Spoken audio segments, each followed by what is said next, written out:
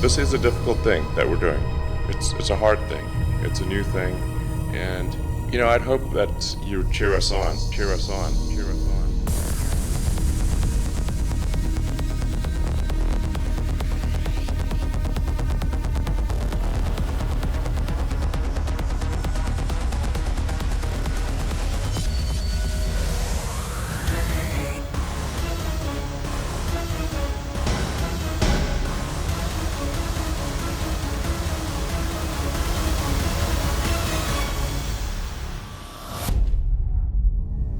Three, two, one, and liftoff. I think this is a really good milestone for future spaceflight. I think it's another step towards the stars. Elon Musk is not your average tech billionaire. He's one of the most intriguing entrepreneurs in business today. The man behind PayPal is taking on the giants of the aerospace and motor industries, along with the oil corporations, the energy utility companies, and winning. Elon Musk is a visionary, someone who comes along perhaps once a century, who is actually changing the way we function and the way we look at the world. Back then, people were still afraid to buy books online, so putting together a financial services suite on the internet was a rather revolutionary idea, and that company turned out to be PayPal, the online payment service. It's one thing to run a company that's worth $1 billion. Elon Musk has 4. My personal ideology is kind of split right now between trying to be helpful on Earth-related stuff, which is sustainable energy, and then trying to advance space technology so we can establish a self-sustaining city on Mars. From AI to disrupting the car industry to Solar City. I mean, how many other people can say, I have my own rocket company? Not many. In terms of space, Elon's completely changed how we think about everything. When you look at what SpaceX has done with their reusable rockets, we are seeing science fiction of the 1950s coming to life. Rockets land as they always were meant to do. It's really trying to land on a postage stamp there. Astonishingly difficult, so Mars does beckon. I am very convinced this is going to happen in my lifetime. You look at Tesla alone, it's changed the way that automobiles will be forever in the future. He's truly broken down the wall that was impossible to break. And now we're in a situation where all of the big car companies are switching massively to electric cars. And that is a revolution done by one man. He's almost like a real-life Iron Man in what he's doing. There's a lot more that will happen before his story is over, so I think we just get to watch and be excited and see what comes next. A lot of people think that successful entrepreneurs are just happen to be in the right place at the right time with the right product or right service. That's untrue. Why are they not content with 25 million when they sell the first company, then go into a second company for another 50 million, or a third company where they fail and go into another one?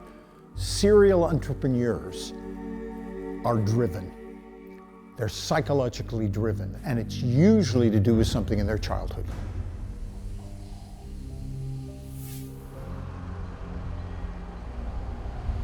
Elon Reeve Musk was born in Pretoria in 1971, the son of a Canadian mother and South African father. Elon grew up in South Africa, and he had a very unfettered upbringing. He has said that, he was raised basically by books and occasionally nannies. His mother and father have 2 other kids. There he has a younger brother and sister, Kimball and Tosca. But it seemed like Elon didn't have a lot of adult supervision. He said that he was basically out there building explosives and learning about conduction with very little supervision.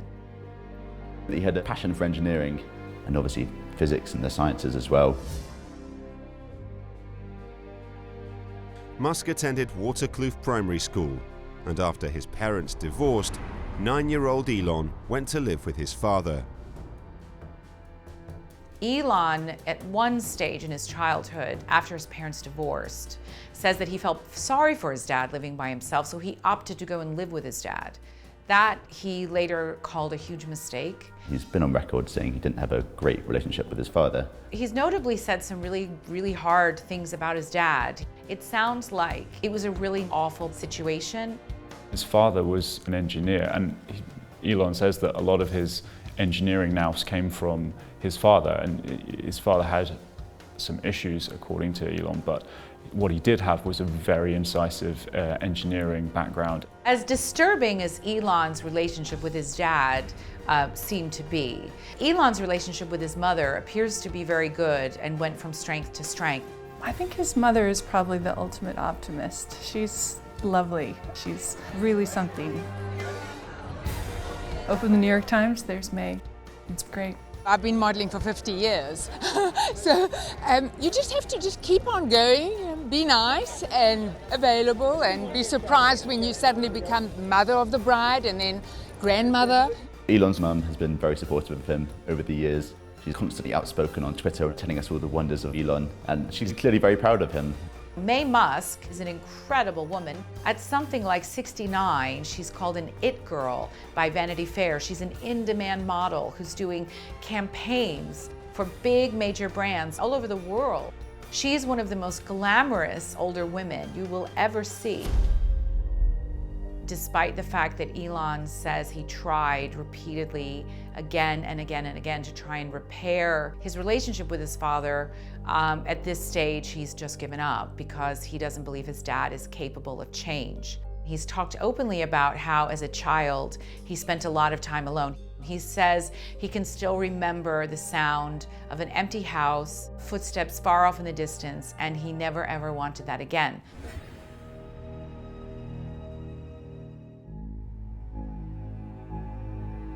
My own view is the really stellar entrepreneurs, their life experiences, particularly in childhood, are the determinant of their success later on. If you look at their early childhood experiences, you will find a number of adverse events, substantial adverse events, like school bullying or being rejected. So these events drive you.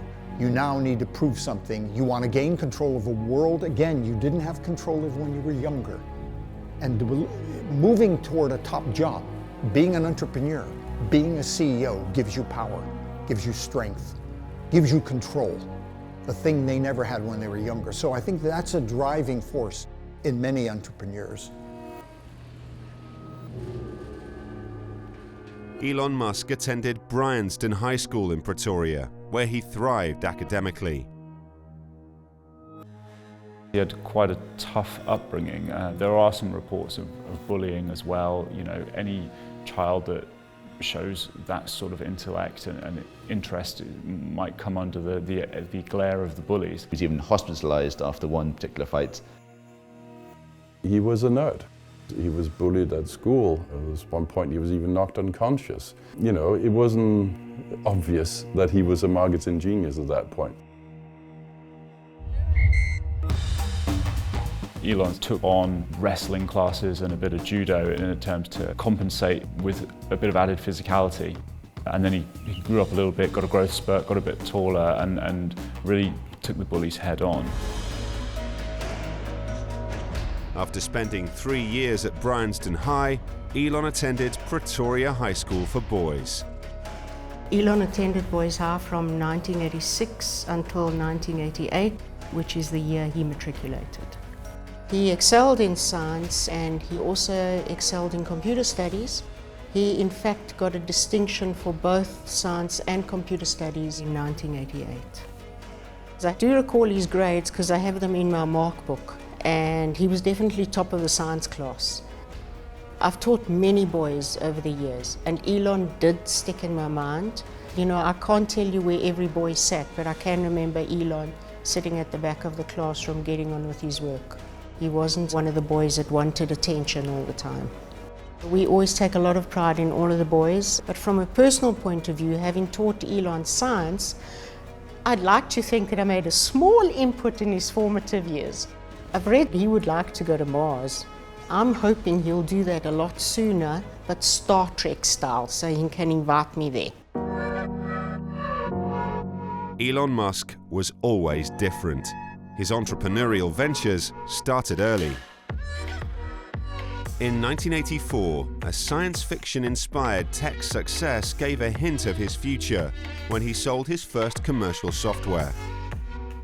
He started working on computers at the age of 10, working very hard on it and being very clever in developing programs. He developed a video game called Blaster. He famously sold this to a PC magazine for $500. Elon was asked about what sets him apart from other people, and he himself said there were things that were very obvious to him growing up that other people didn't understand. How conduction works, how light and wires make a light switch go on. Things that to him were immediately clear and obvious, whereas other people didn't automatically, especially when they're like 14, understand what was going on. You played a lot of chess, and as a result of that was always sort of thinking ahead. In chess, you play to think moves ahead. So even when he was younger, I think he was looking at ideas for what might make a good business in the short term, and then what could be part of a grand plan further on.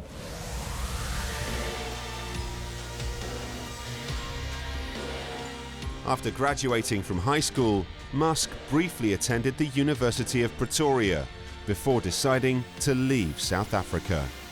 The story of Elon Musk's wealth and his rise is tied up in part with the American dream. It was always ingrained in him that South Africa wasn't where he was going to achieve the ambitions he had. He wanted to be in America. He wanted to be part of that scene. Initially, he couldn't go directly to America, so he actually had to go through Canada. Elon spent 2 years studying at Queen's University in Ontario. He funded his own degrees in Canada and the US by getting scholarships and working part-time. So he didn't have a huge amount of money behind him. He has a famous university paper where he talks about wanting to conquer different areas of the world, and those included the internet, space exploration, solar energy, artificial intelligence, and brain learning interfaces as well.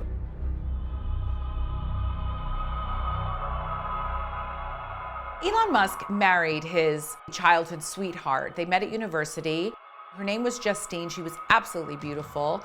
And on their first date, they were supposed to go out for ice cream. She actually said yes, and then basically ditched him and went off to do some studying instead. He didn't take no for an answer. He pursued her. He continued to pursue her. And even after Elon left the university, he attended with Justine and moved to Wharton Business School. He still sent her roses regularly. When Elon Musk is interested in you, I think he comes on like a steam train, or an electric steam train perhaps. But Elon Musk is unstoppable. He sees what he wants and he does everything he needs to do to get it. He's like that in business and he's like that in love.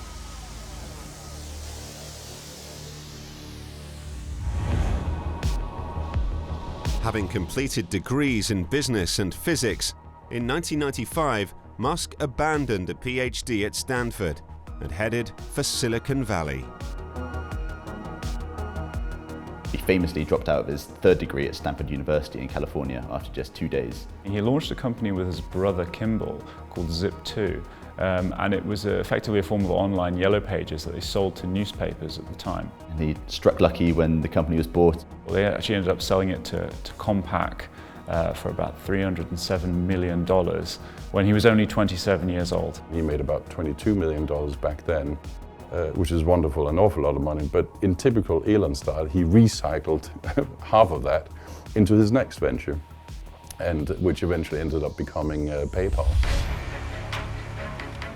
Having disrupted the traditional paper advertising industry with Zip2, Musk's next venture took on the global financial market. He worked to set up a company called X.com, which was the precursor to what is now PayPal. X.com was supposed to be a full services financial services business. So it sounds sort of archaic now, but back at the time, putting together a financial services suite on the internet was a rather revolutionary idea. He had one internet win under his belt, so it was not especially challenging to bring on new engineers or new business people who wanted to work on something that seemed very exciting with someone who had already won once. So that was a big feather in his cap. It was, I think, more challenging to persuade outside investors that It was a good idea because they were not swayed by one win. It was not enough to buy public opinion in Silicon Valley. The jury was still sort of out on whether he was genius or crazy or just a big ego or how it was all going to play out. But he invested $10 or $12 million of his own money into X.com, so we didn't need a whole lot of money right off the bat. He sort of took care of all of that. Musk was revolutionary in his strategy at X.com, gifting new customers cash rewards and creating peer-to-peer payment systems. My initial impressions were just that he was very focused and very passionate on what he was about to do. It seemed very clear early on that Elon was not playing by the standard book of life or business or anything else. So I was just going to be along for the ride.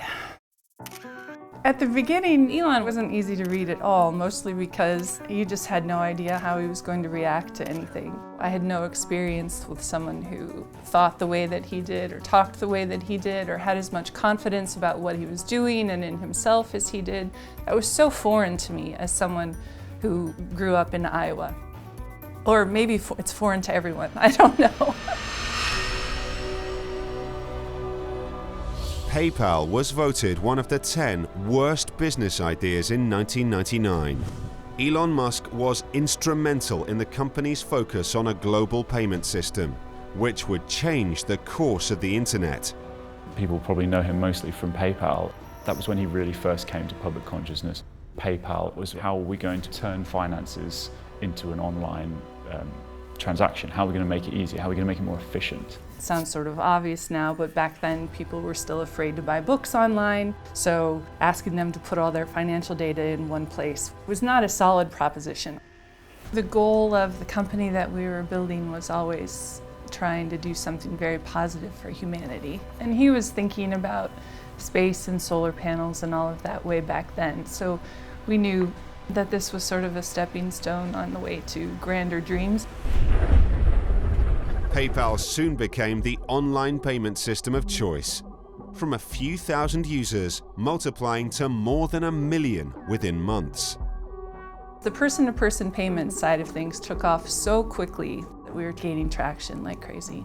And then the online auction market took hold of it and it blew up into this huge thing, and we were adding tens of thousands of new accounts every day, which at the time was fairly unprecedented. Elon was very hands-on in all aspects of the company. It was his money, after all, that we were all playing with. So I think when it's your money on the table, it's in your best interest to be very involved in all the details.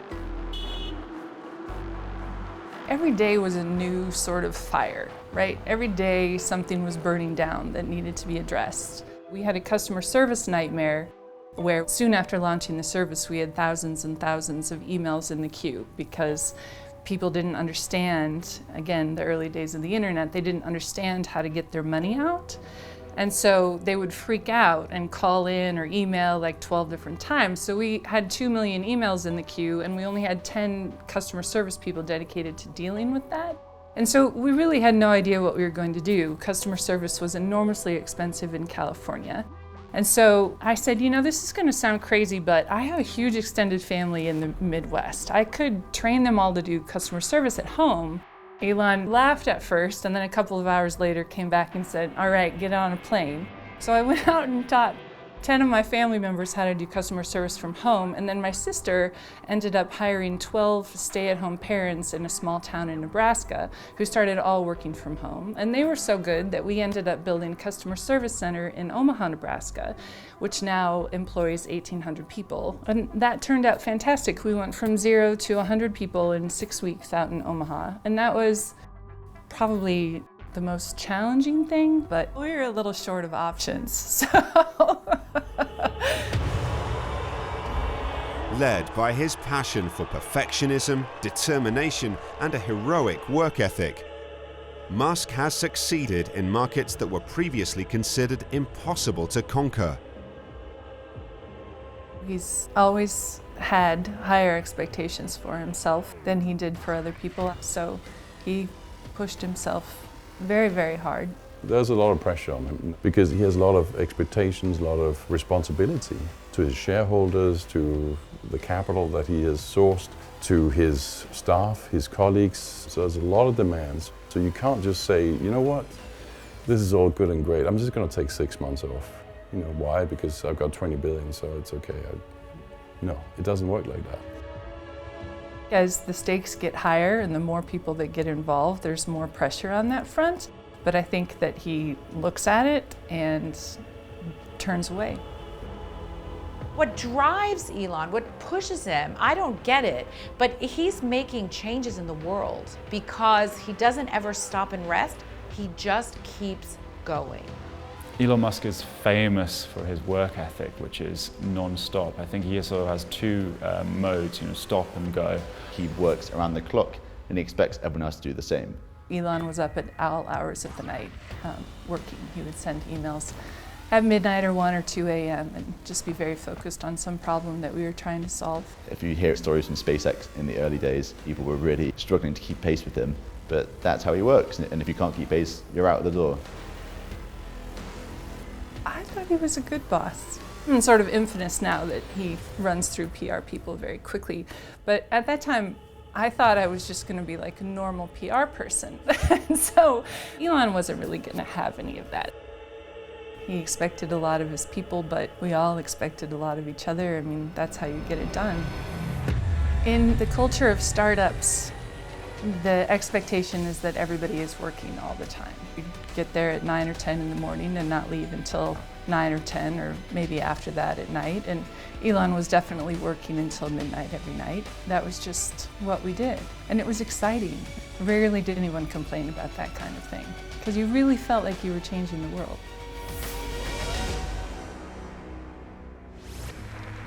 By the year 2000, Musk had married Justine Wilson.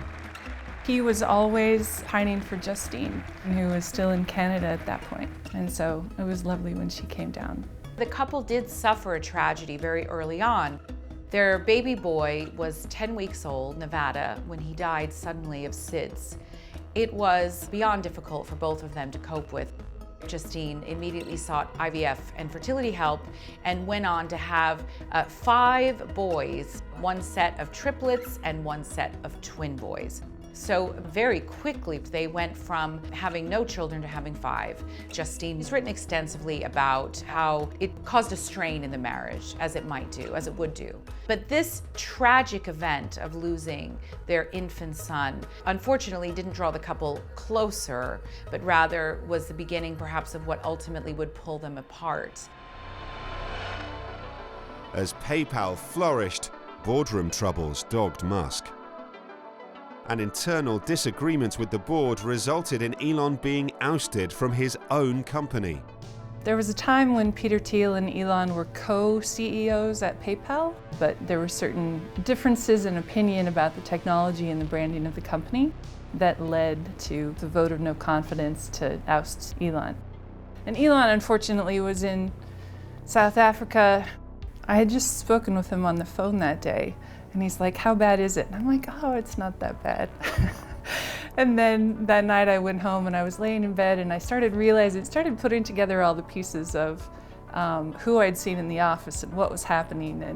And at about 10:30 at night, I sat straight up in bed and thought, oh, I'm sure I said some swear word at the ceiling. And I got up and I went back in the office and sure enough, everybody was there.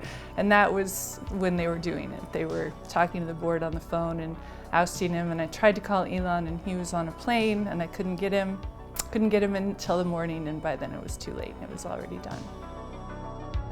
I'm sure there was quite a bit of unhappiness early on, but he really handled it marvelously.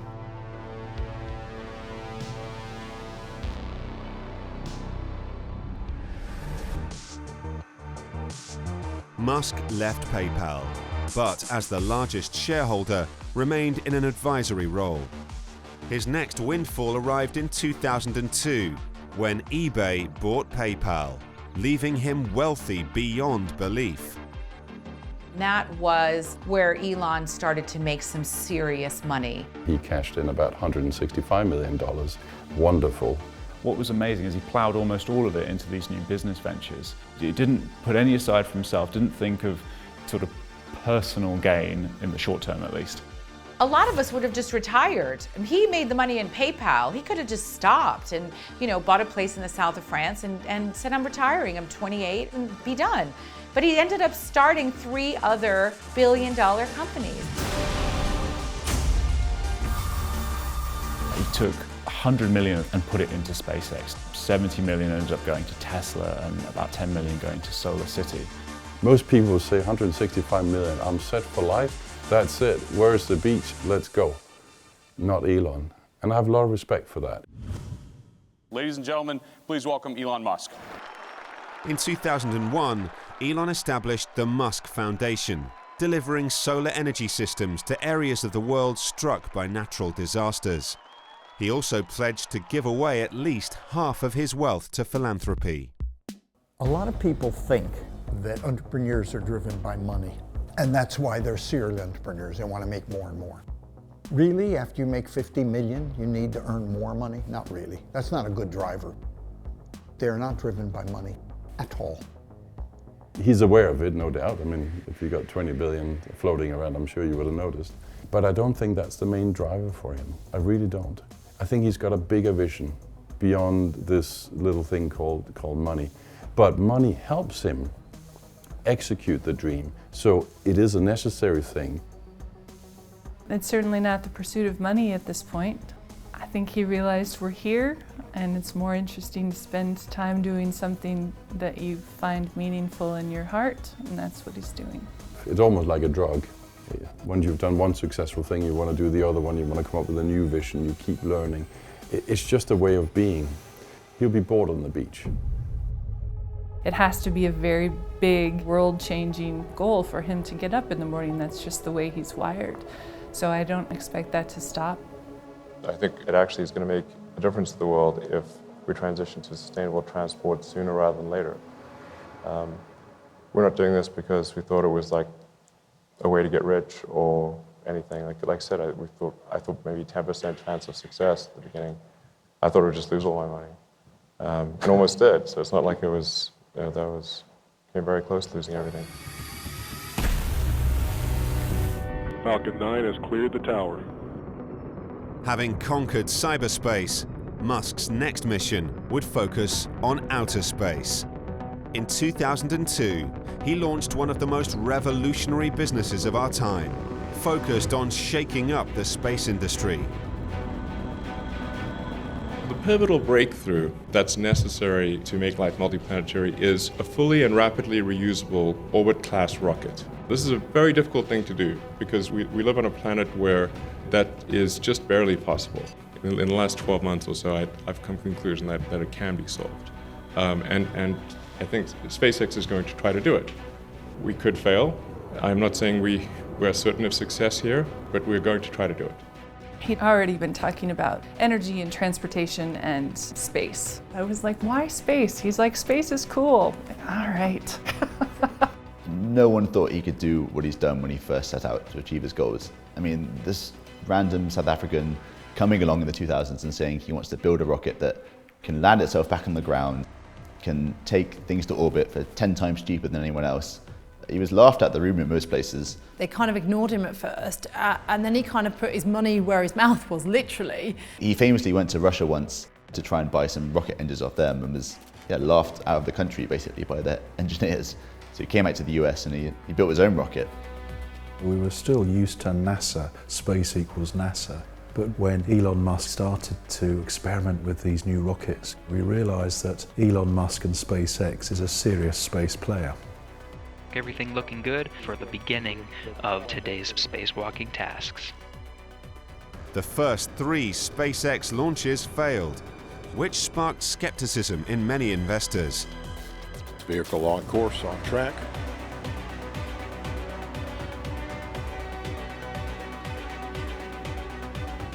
And we appear to have had a launch vehicle failure.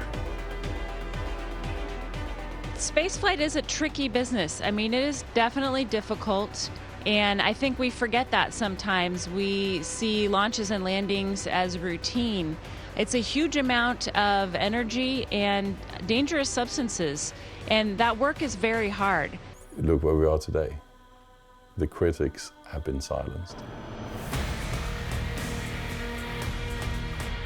Just 1 year after founding SpaceX, Musk invested in Tesla Motors, an electric car manufacturer aiming to produce a power-packed, zero-polluting car.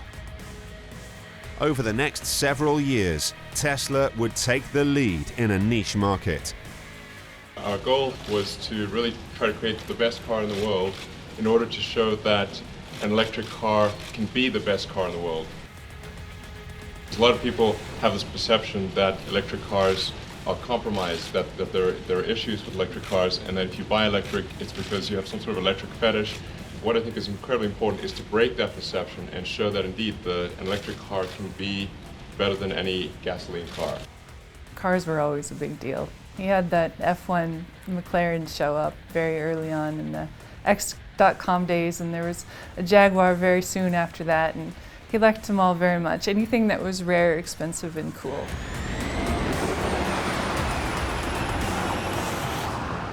If you look at the revolution that's almost upon us in electric cars, Tesla was there first.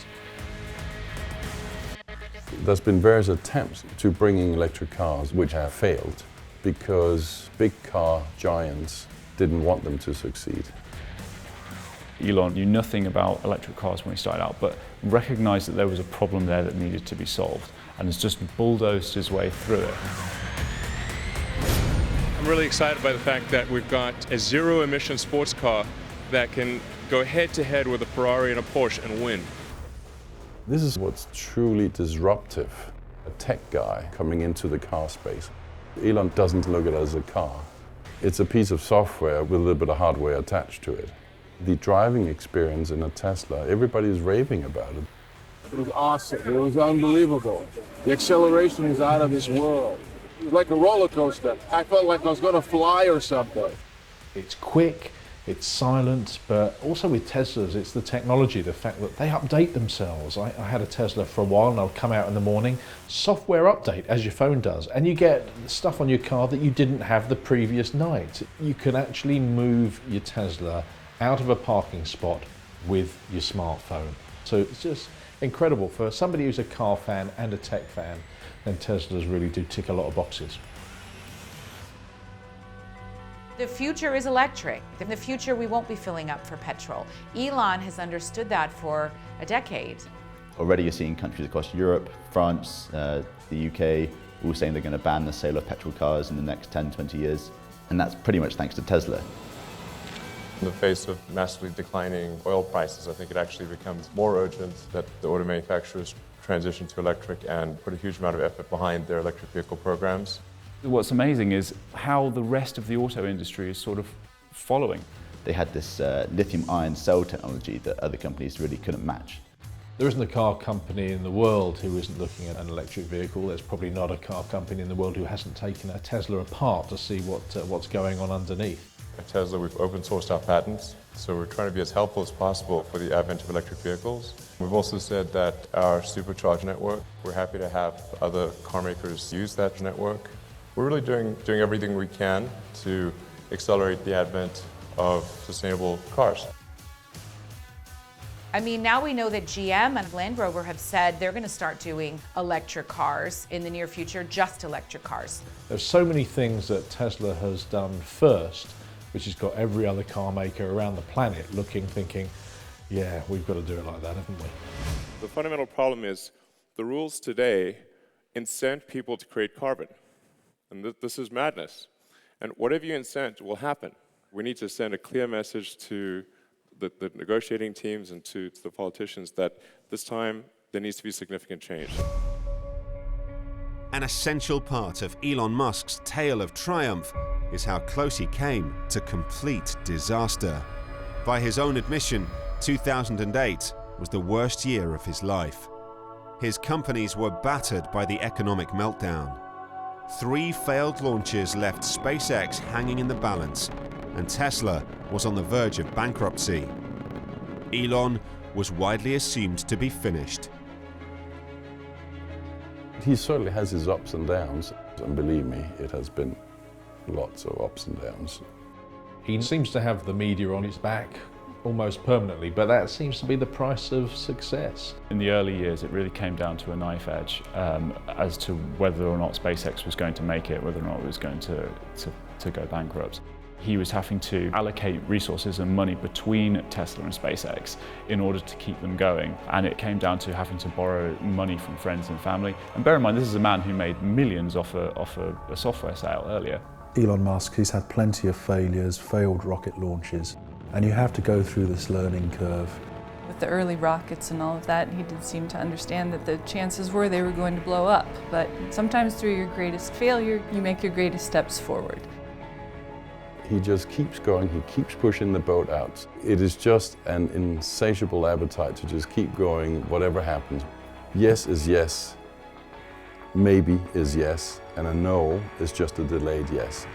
There were a million places along the way where he could have stopped or been derailed or decided to go buy that island and just sit on it, but he didn't. They're risk takers. They love it. They live to be on the knife edge. Failure is expected. Entrepreneurs don't expect necessarily to succeed all the time, which is a characteristic that makes them successful. Because when they do fail, and all entrepreneurs do because they take risks, they just brush it off. They have this phenomenal bounce back factor. Unlike other people who get absorbed by the failure and get stymied and they can't do anything else for a while, he can cope with failure. And to be able to bounce back and then go into another venture without blinking an eye is what it's all about. With his companies on the brink of collapse, doom was averted at the last minute. Tesla was saved by investors, and SpaceX was awarded a $1.6 billion NASA contract. The SpaceX team is incredible. They are really pushing the boundaries in terms of where we're going forward with exploration. I think humans are naturally driven to do this, and this is really the beginning, I think, of human beings leaving low Earth orbit. I certainly plan on being around to see that. In 2010, Elon launched his Dragon spacecraft to the International Space Station. SpaceX became the first company to dock a private spacecraft with the ISS, which was, at the time, amazing. This is Mission Control Houston, official hatch opening time for the SpaceX Dragon spacecraft. Every bit of adrenaline in my body released at that point. It's obviously an extremely intense moment. Anything could have gone wrong and everything went right, fortunately. So I feel very lucky. Don Pettit giving the thumbs up there, as well as the rest of the crew. Elon Musk is developing a track record of delivering on what he says he will. So he already has developed reusable rockets. He is supplying the space station. The next stage will be to have versions of his Dragon spacecraft that are human rated. So he is actually delivering on his promise.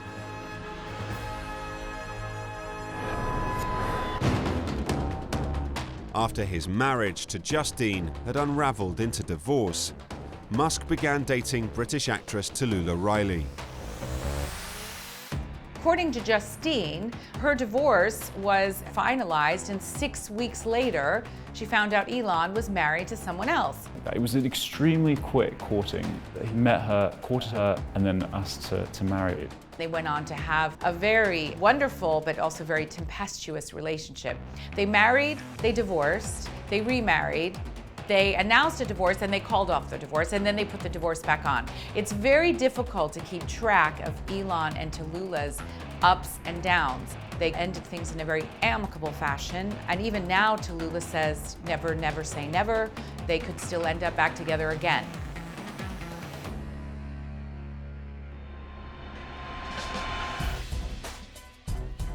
Over the next several years, Tesla would take the lead in the electric car market. Under Elon's leadership, the company is heralded as the great American auto industry success story of the century. This is kind of crazy, but I just learned, just told that the total number of orders for the Model 3 in the past 24 hours has now passed 150,000. His concerns about climate change and sustainability is what's behind all of this push towards an electric car, not just a fancy Tesla, but also a mid-range car that for $35,000 or less that everybody can drive. When the Model 3 was launched, there were something like 400,000 people who put money down. That's unheard of in the car industry. You might have some waiting lists, but to wait that long for a relatively affordable car is something we haven't seen before. You can see the line has been building up ever since we got here, so it's like a never-ending line. And some tourists actually came up to me and asked what this was. And then I said it was Tesla, and they knew about it. Tesla famously doesn't advertise. I don't think it needs to. There's such a buzz about the brand. Things are on track to be able to meet the Model 3 start of production timing in the middle of next year. And really excited about what's happening. Tesla's value is something that has a lot of people scratching their heads. The fact that it's a company that's not making money, but yet it has a huge value. If you look at the revenues to market cap of the car maker Honda and the value to revenue on Tesla, Honda would be trading at about 0.5 times, Tesla would be trading about 7.4 times today. So Tesla is obviously valued a lot more given the little revenue that it produces. Why? Because there's a lot of goodwill in the stock. And that's because Elon has a fan club in the investment community. And that access to capital, that goodwill, that brand, if you like, is wonderful for Elon because that does allow him to get on with other things, such as the Boring Company or his AI ambitions or whatever else crazy frontier-driven ideas he comes up with next. The reputation Tesla has is as much to do with the product as the guy that's running the company. Frankly, if the cars weren't any good, people wouldn't buy them. But they are good, they are technology leaders, and that's what really gets the following. The fact that there's a guy like Elon running the company as well is the icing on the cake. The general public really appreciate that sort of candid approach to how he's running his companies. What keeps me intrigued about Musk is that if you look closely, you can see his signature in the products that he makes. So, for example, the Tesla sound system goes up to 11. It's a reference to Spinal Tap. The ludicrous mode, the warp speed that you get on the screen when you unlock an Easter egg for extra performance. It's those little details that car companies don't normally do, but Tesla just have a bit of fun with them. It's not yet like Knight Rider because the car doesn't talk back at you. You can't have a conversation with it. But when it comes to autonomous technology, Tesla is certainly one of the leaders out there. If people want electric cars, fine. But you see, through electric cars comes what? Driverless cars. Now, when you see some of the things that have happened with driverless cars and you see how computers can go wrong, well, you know, I'm not sure I will want to be in a driverless car. People are quite keyed off of the whole autonomous vehicle thing. I think maybe people have this like image of like robot cars run amok. It's really not anything like that. All of that autopilot software goes through extreme levels of validation before a customer ever sees it. So there's all sorts of nonsense about people being used as human guinea pigs. You know, it's basically advanced driver's assistance at this point. In fact, we use the name autopilot because that's what's used in aircraft. But the presumption in aircraft is that the pilot must, you know, pay attention, be alert, and be ready to take over any time. Not that the pilot can then go to sleep or, you know, walk away from the cockpit.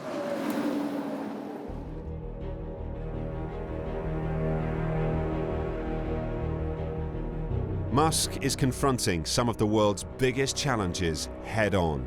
Through Tesla, he intends to reduce our use of fossil fuels, while simultaneously attempting to revolutionize the energy industry. A key part of his aim is to change not just energy consumption, but energy production. Elon is the chairman of Solar City, one of the largest producers of solar power systems in the United States. People in a remote village or an island somewhere can take solar panels, combine it with the Tesla Powerwall, and never have to worry about having electricity lines. Electricity lines are not the most pretty thing in the world. So being able to have this solution just works wherever you are. The fact that it's wall-mounted is vital because it means you don't need to have a battery room. It means that a normal household can mount this on their garage or on the outside wall of their house and it doesn't take up any room. You can actually go, if you want, completely off-grid. You can take your solar panels, charge the battery packs, and that's all you use. And the cost of this is $3,500. Oh wow, the grid, it's actually zero. This entire night has been powered by batteries.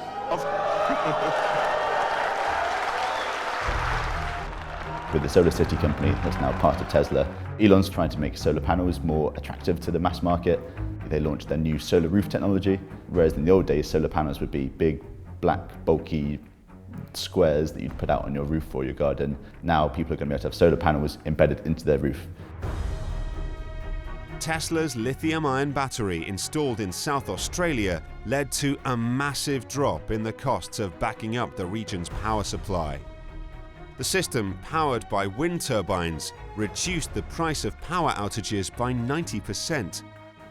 They are taking the surplus electricity that's being produced in Australia and storing it and putting it back to the grid. I think the latest estimates suggest they're making up to $1 million a day from the electricity they're storing, which is pretty impressive. That came from a bet that he made over Twitter. So it was an Australian businessman, and they were discussing about the feasibility of making a city run on solar power, and a bet was issued to Musk about, can you do it in this much time? And he went, I'll take that bet. Put the batteries in place, had it up and running within the time scale, all for a billionaire's bet, and that's what came of it. We have reached an agreement with Tesla Motor Company, subject to legislative review and approval, that will enable Tesla to build the world's largest and most advanced battery factory right here in the Silver State. Why do we even call it the Gigafactory? It's because it's actually going to be, it's not just going to be the biggest lithium-ion battery factory in the world, but it'll actually be bigger than the sum of all lithium-ion factories in the world. So it's difficult to quite describe in words, but it's a heck of a big factory.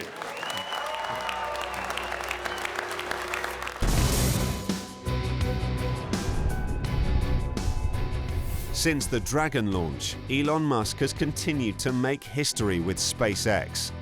When the Falcon Heavy rocket launched in February 2018, it heralded the start of a new space race. This is a big deal. This is kind of the Super Bowl of rocket launches. Elon Musk and his team just proved that the Falcon Heavy works, which puts us now in a completely different realm. What we can put into deep space, what we can send to Mars. Lifting off from the same launch pad that sent the crew of Apollo 11 to the moon, the mission represented a new era in the progress of spaceflight.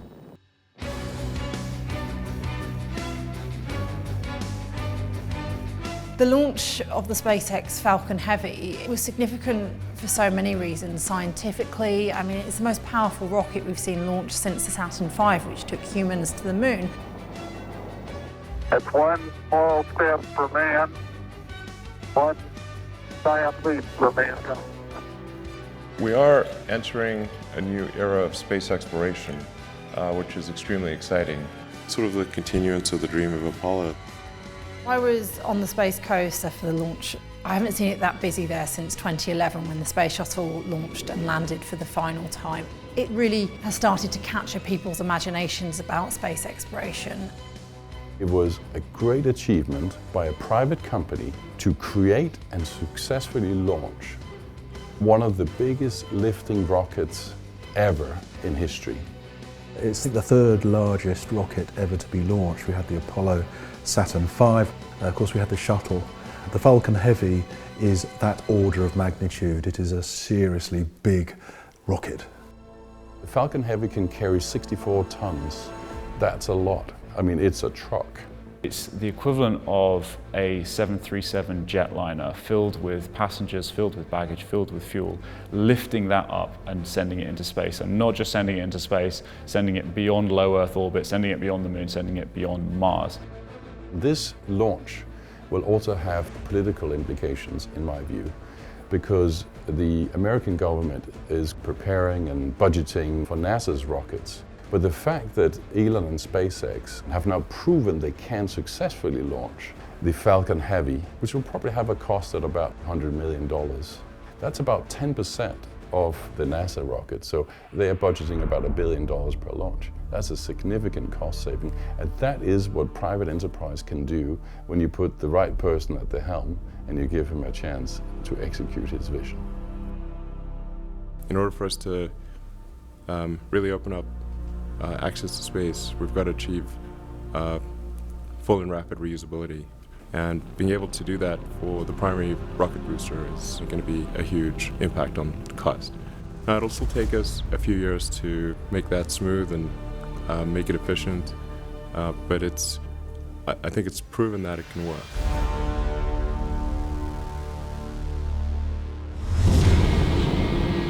Of all Musk's innovations, developing reusable rockets could be the most radical. We thought it was more likely than not that this mission would work, but still probably 1/3 chance of failure. The holy grail for space is to have a totally reusable launch system. So to actually see the SpaceX Falcon rockets launching its spacecraft into orbit and then coming back down and performing a pinpoint accurate landing on a floating platform at sea, that is pretty astonishing. It's quite a tiny target. It's really trying to land on a postage stamp there. Just to put it this way, you get on an aeroplane and you fly somewhere, you wouldn't dream of throwing that aeroplane away, so why do we do the same with space rockets? That's what SpaceX is trying to do, and they're succeeding. They're leading the way at the moment. Elon's getting people to question why NASA is still building any rockets at all. They think if SpaceX can do it, why do we need to build a comparable rocket? We can just buy that one of them. Inside the Falcon Heavy rocket was a plaque with 6,000 names of all the SpaceX employees that worked on the project. And that just shows that he's willing to really value the people that work for him. Elon Musk's aspiration is to eventually put all of his efforts into developing far larger rockets, which can still launch payloads into Earth orbit, but also be capable of taking human-rated spacecraft into deep space, i.e. Mars.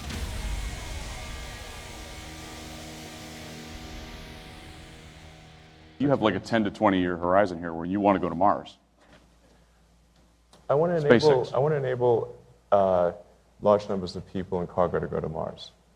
So it's not sort of about me personally wanting to make a journey to Mars. I mean, that would be nice on a personal level, but I do think it is important that we as a species, as a civilization, are on a path to become a true spacefaring civilization and a multi-planet species. Musk aims to launch a mission to Mars by 2022. Elon Musk's ultimate goal is to have humans permanently living and working on Mars, a Martian colony, you could say. Mars is very special. It has a sky and it has landscape and large amounts of frozen water, and it has seasons. So there are a lot of similarities to Earth. The atmosphere is much thinner than Earth's atmosphere, but you've got carbon and then you've got oxygen, so you could potentially use what's on Mars's atmosphere as resources. It's a very terrestrial environment. It appears to be a home from home, but is it? It is possible in our lifetime to send a rocket to Mars, manned. I do think that's possible. Do we want to do it? Do we want to pay for it? That's a different question. There's a lot of questions, there's a lot of hurdles, but as long as something doesn't break the fundamental laws of physics, we can do it.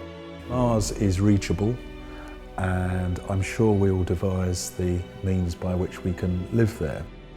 But there are many questions and challenges before that can be achieved. So let Musk say he's going to do it, because he probably will. If he maintains this momentum, I see no reason why he shouldn't be landing spacecraft on Mars.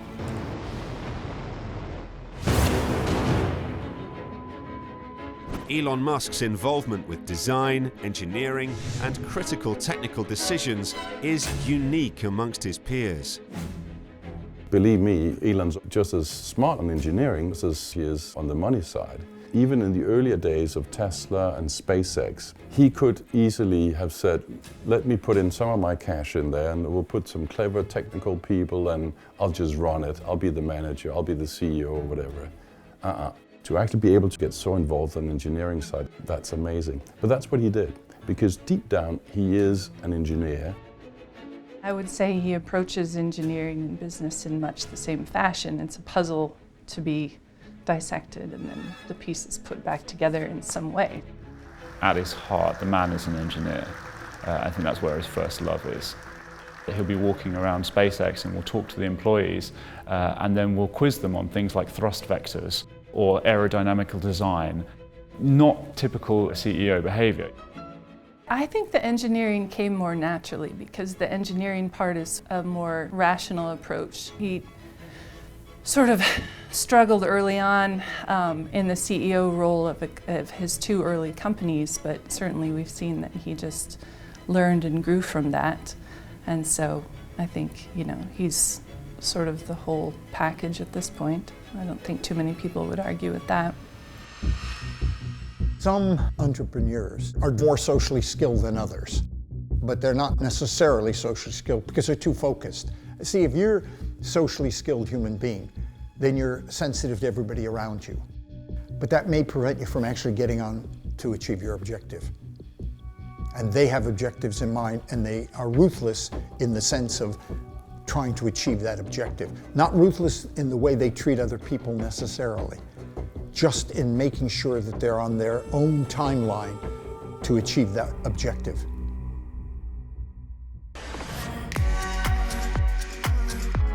I had made an enormous PR mistake, and it had landed on the front page of the New York Post. And it was bad. It was mortifyingly bad. And when I went in to tell Elon about it, he was very, very angry with me. And the thing that he said that stuck with me was, Julie, perception becomes reality. It was the only time that he was really, really angry with me that I can remember. And the fact that he didn't fire me, I think, just points to him being a nice guy. One of the things I find so fascinating about Elon is that in the midst of all of his acumen and business sense, he does interviews where he tears up and even cries, talking about how he wants to find the one. It's not easy being Elon. It sounds amazing, sounds glamorous, and it no doubt is also a lot of fun. He's having a ball, executing his engineering dreams. The flip side of that, coming to the personal side, it ain't easy. Elon started dating a very famous celebrity actress who was at the time at war with her ex-husband Johnny Depp. I don't know what it is about Amber, but men who fall in love with Amber, they fall hard for Amber. So everyone was very curious in the showbiz world to see who Amber would end up with next. And when we saw she was with a billionaire who had this kind of baby face, there was a lot of interest in finding out more. The breakup between Elon and Amber was very painful for Elon, and he, very characteristically I suppose, is very open with people and journalists about how much he was hurting. At one stage, in a very high-profile interview he did with Rolling Stone, he actually asked the journalist who's doing the story, do you know anybody you could set me up with? Is there anybody you know I should date? For a billionaire guy who is, let's be honest, decently good looking, to be out there talking about how he wants to find a nice girlfriend, it's just something you don't see come along very often. He's fairly an open book, so if they had been spending some time together and the journalist had earned his trust in some capacity, it wouldn't surprise me at all. And he definitely wears his heart on his sleeve. I would say he's a big softie underneath. I mean, Elon is so honest and vulnerable, and I think that's why people find him so incredibly endearing. There are a lot of technological dreams that Elon Musk would have for himself over the next 2 decades. But I think as much as he wants all of that, I think Elon Musk would like to be happily in love.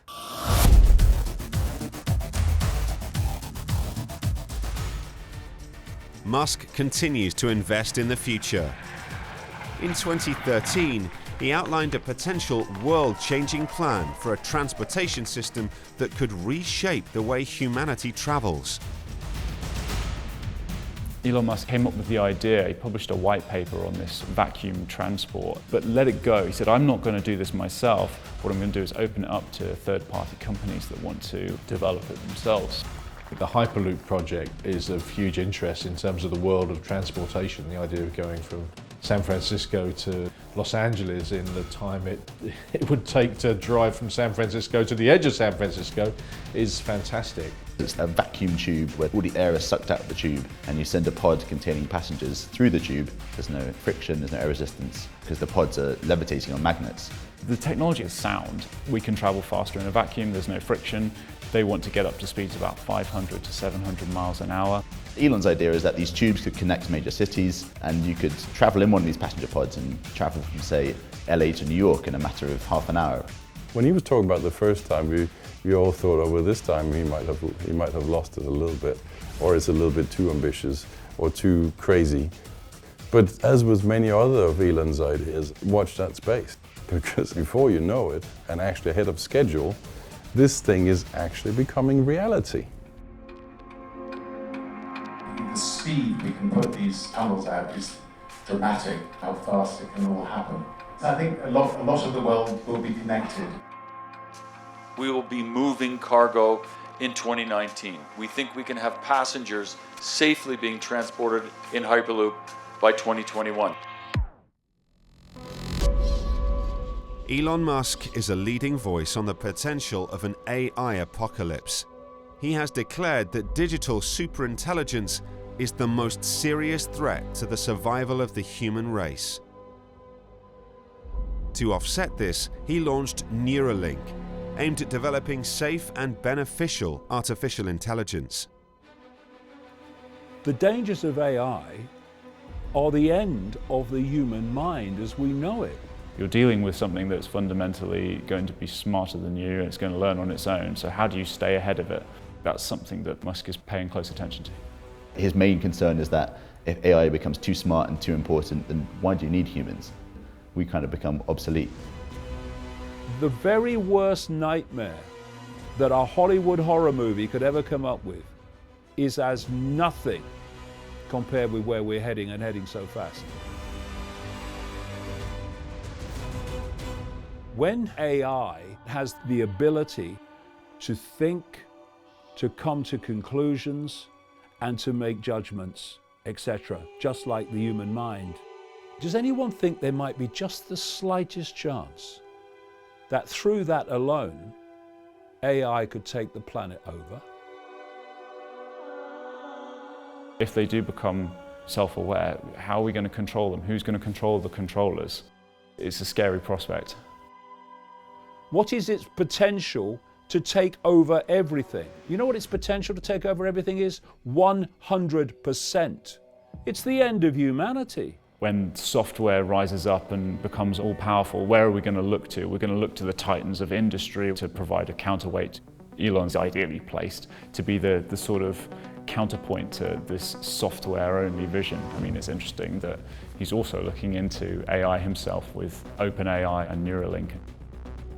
When I hear Elon Musk talking about the fact that AI revolution is humanity summoning the demon, absolutely it is. But then founding and opening a company called Neuralink to connect AI to the human brain. I mean, that contradiction is so extraordinary. I don't know the thought processes that must be going on there. Neuralink is a direct response of Elon's concerns to AI in the first place. The fact that he thinks AI might surpass humans in terms of its mental capabilities. It makes sense that he would try and develop technology using computers in tandem with our biology. I think that Elon Musk wants to use AI as a tool for augmenting ourselves and not a tool for replacing ourselves. I think he's saying if you can't beat them, become superhuman and then beat them. Brain-computer interfaces could help people in two different ways. So one way would be to restore capabilities for people with disabilities, and another application would be to go beyond our limitation. And so, for example, we could think about controlling a computer just with our thoughts, without moving any muscle, and that's the core function of a BCI, a brain-computer interface. So there are a lot of different scenarios in which you could apply this technology. We are talking about critical decision-making in the military, in a warfare scenario, or in a health sector. So whenever we talk about hybrid humans or human and machine or cyborgs, we are all talking about the same thing, I think, which is using technology to augment our capabilities, and that's it. Musk's skepticism about the potential risks of AI technology has led to a public clash with Mark Zuckerberg. I am optimistic about the future of AI. I think that AI is going to unlock a huge amount of positive things, whether that's helping to identify and cure diseases, to help cars drive more safely, to help keep our communities safe. Are there going to be issues along the way? Of course there are. No technology comes out fully formed, and we need the pioneers to be able to go work on this and get to the state that we want. I do think it's very healthy that we have such technology giants fighting it out publicly so that we can all form an opinion about it. It's a spectator sport now for the rest of us. Mark Zuckerberg sees Elon as a naysayer and someone who's trying to stop the development of AI. I can see both sides of the argument. I would probably side slightly with Mark Zuckerberg in the sense that I think we will be able to control AI enough to keep humanity safe. I wouldn't bet against Elon. You know, if Elon thinks that AI is going to take over and eventually decide that us irrational humans are unnecessary, I would trust him. You know, he hasn't been wrong about a lot. The debate is either it's a good thing, we must do it, it's a bad thing, but we still must do it in another way. We should stop doing it immediately before the line is crossed where humanity is no more. We need policies. We need to start thinking what is a good application of BCI and what is not. We need to be the one with the control, being able to push a button and disable the AI at any moment. Artificial intelligence can generate quite successful content. However, rather than replacing humans, I prefer to see us working together. We both bring unique skills and talents to the table. There's going to be a difference between what's doable and what's acceptable. And this is something that Elon is not going to decide. This is something that Mark Zuckerberg is not going to decide. This is you and I and everybody else. And hopefully that will be translated eventually into legislation.